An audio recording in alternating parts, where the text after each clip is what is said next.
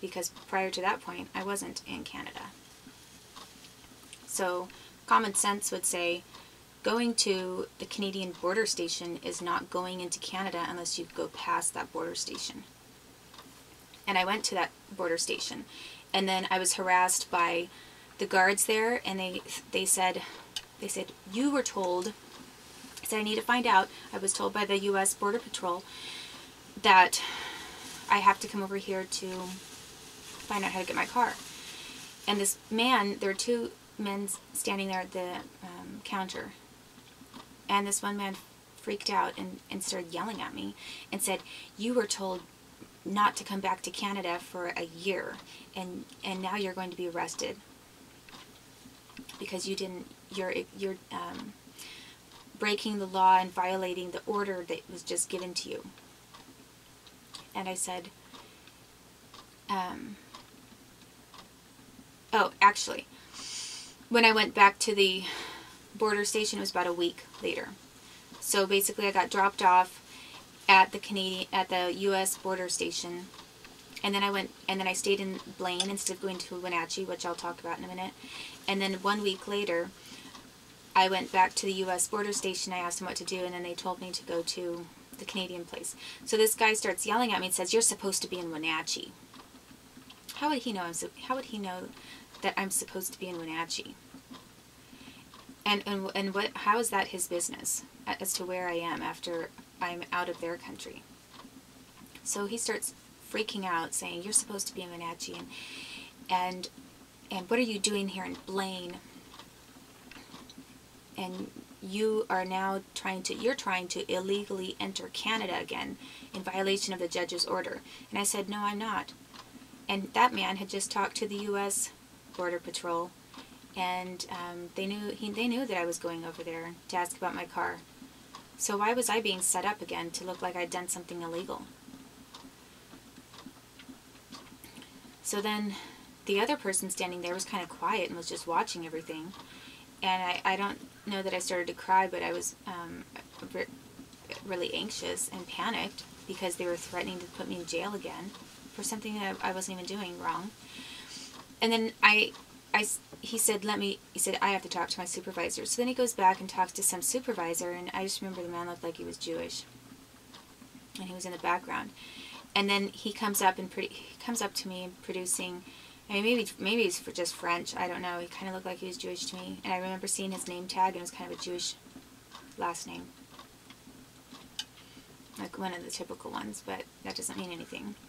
But I remember noticing that.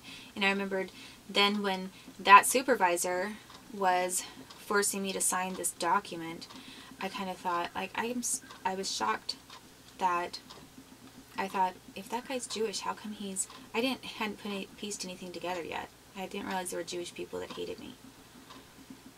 And I kind of thought, well, if he's Jewish, why is he making me sign this false confession? So then this man who had been screaming at me, brought this piece of paper over to me, and he said, "Either you sign this or you're going to jail right now. I'll handcuff you right now, this minute, and you won't ever see your son, and you will be in jail for who knows how long until you have a trial in Canada." And I read the statement. At first, they just tried to get me to sign it without reading it. He just gave me the pen. He said, "You sign it right here, right now." And then I said, "I need to read it." And they didn't like that. And I read it, and it said, "I agree." Basically, it was saying, I agree that I was trying to illegally enter Canada, and I confess and admit that I have committed a second violation of Canadian laws. Basically, it just said straight out, it was a false confession. It was saying, I committed a crime because yes, it is true that I tried to go back to Canada before this year ban was up, and I have broken another Canadian law. So I read it, and I said to him, but I wasn't trying to go baid into Canada. I said, this isn't true. I didn't go back into Canada. and I came over here to find out how to legally get my car back. I said I wasn't trying to cross over the border or anything. He said, and then he yelled at me and said, "You're on our property right now. You're in the border station, and this is Canada." And I said I thought it was neutral between these two places. And I said that's what the United States told me to do, is to come over here and ask how to get my car back. Like what kinds of things I need to have somebody go in for me on my behalf without me, but to go in, and what kind of documents they need, what kinds of my vehicle records, and do they just need a letter from me authorizing them to pick up my car? I needed to know what they were requiring in order to release my car to somebody else. And he was totally inflexible. He said, they knew that I had not broken the law, and he said, if you do not sign this, they knew that I knew it was a false statement and a false confession. And then they threatened me with more torture and with a false arrest, telling me I will handcuff you right here and now if you do not sign this. That's how they forced me to sign that document. I signed it because they knew that my son was in the United States. They knew that he was traumatized and that I didn't have any option. So they intimidated me, coerced me, and illegally colluded to have me sign a false confession. And then after I signed it and gave that to them, they said, "Now get out of our property." He said, "Now you have 2 strikes against you, and if you have one more incident, you will be banned from Canada for life." So basically he said, now you have another year added on to how long until you come back to Canada, and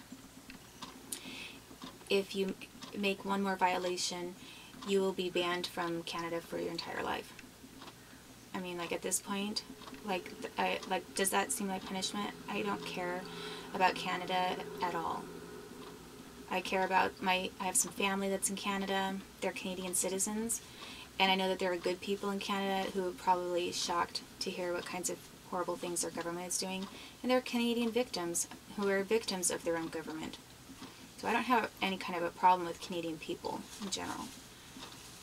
But the Canadian government has some serious problems, and they're corrupt. They're not the nice, I don't know, Michael Moore tries to make Canada sound like this peace-loving, nobody carries a gun, everybody's not into guns, they leave their doors unlocked, they're very nice people. And the United States is really horrible. I mean, that's kind of impression I had about Canada too, until they did what they did.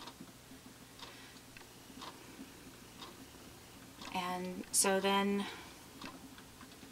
I just had received several false arrests, 2 false arrests in Canada, an imprisonment, a false imprisonment by being then detained at an immigration center. I mean, first I was arrested with my son and had to go to the immigration place to begin with, and that was I told him it was for political asylum, but they made it into more of an arrest kind of a thing, or holding me. I don't know if I could characterize that as an arrest or not, because it was more like trying to find out why I was there, but they didn't honor my request for political asylum. I was definitely falsely arrested when I was thrown into the Penticton jail, and I was set up. Then I was falsely imprisoned and detained by being forced to go to this detention center. I also had my car taken from me, which I couldn't access, and that was blocking me from my freedom of movement and travel. They stole my belongings, so they stole my property. They illegally colluded to take my son out of my custody, which is a kidnapping. So Canada is guilty of kidnapping and being accessory to kidnapping my child from me, when they knew that I was legal guardian and there were no grounds for kidnapping. So both Canada and the United States are guilty of the crime of kidnapping in the 1st degree. And it's worse than that because it was organized. So it included many different individuals. It's a little higher level kidnapping than your typical kidnapping even. They broke the law by refouling me and my son when they knew that I was there for reason. They colluded. They committed crimes of organized crime by trying to collude on ways to illegally force me out of the country and kidnap my son. So they premeditated how to kidnap a child from his mother and deny us our rights, our international rights, and my regular civil and domestic rights, along with the rights of my son. They forced me to sign a false confession under coercion, intimidation, and threats of physical harm and of false imprisonment again. They tortured me in Canada, and they made a point of reminding me and letting me know that it was possible for them or somebody to do what they had done to me in the United States right there in Canada, and Canada was going to go along with it. At least some of the people were. Some of the officials were contributing to that. And so that's what happened 1 week after they dropped me off at the border when I tried to go back. And those are the different various things that Canada did to me that were illegal. I mentioned most of the main things, not every single thing that they did, but most of what they did. The other thing, well, when going back from, my request to get my car, when they just dropped me off at this border, it was nighttime by the time they dropped me off. They knew how much money I had because they confiscated whatever I had on my person at the time. And at the time, I still had money in the car, and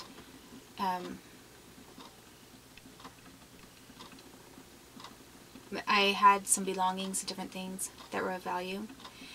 And I also had a lot of tapes and documents, different recordings, tapes of my singing, tapes documenting illegal attempts by Donna Ciaramella with Farmers Insurance. Donna Ciaramella is the Italian-American that acted like mafia during my personal injury protection thing. There were tapes that had Donna Ciaramella on them because I recorded her legally. I recorded our telephonic conversations when I had to deal with her in Oregon and Washington State. She was committing crimes, and I documented it on cassette tape. So Canada basically got a bunch of discovery, got cassette tapes that proved different people were committing crimes against me in the United States, and they also got some of my song ideas. They got some of my son's paintings and drawings. They took a bunch of my belongings, and I also had some valuables. And they knew that on my person, all that I had was, and honestly, I could have sold my car at some point if I wanted to finance getting a bus ticket to get me and my son to Toronto to file for political asylum. It's not like I didn't have any assets or anything of value. But really, the whole financial thing is beside the point because that's a moot point when someone's asking for political asylum, and they knew that. So I had $30 on me when I got back over the border, and I had my son's diaper bag. That was all I had. It was me, and with the clothes that I had on my body, and my son's diaper bag without my son. And I had one of his shoes because when the police, RCMP, approached me in Walmart in Penticton and took my son from me and separated us, I left one shoe with my car, with the vehicle, one of his little leather moccasins that he had, a little slip-on shoe, and I took his other shoe with me because I knew I believed I was going to get my car back from Canada, and for whatever reason I must have known that I can't explain why I did it. I just knew that we were being separated.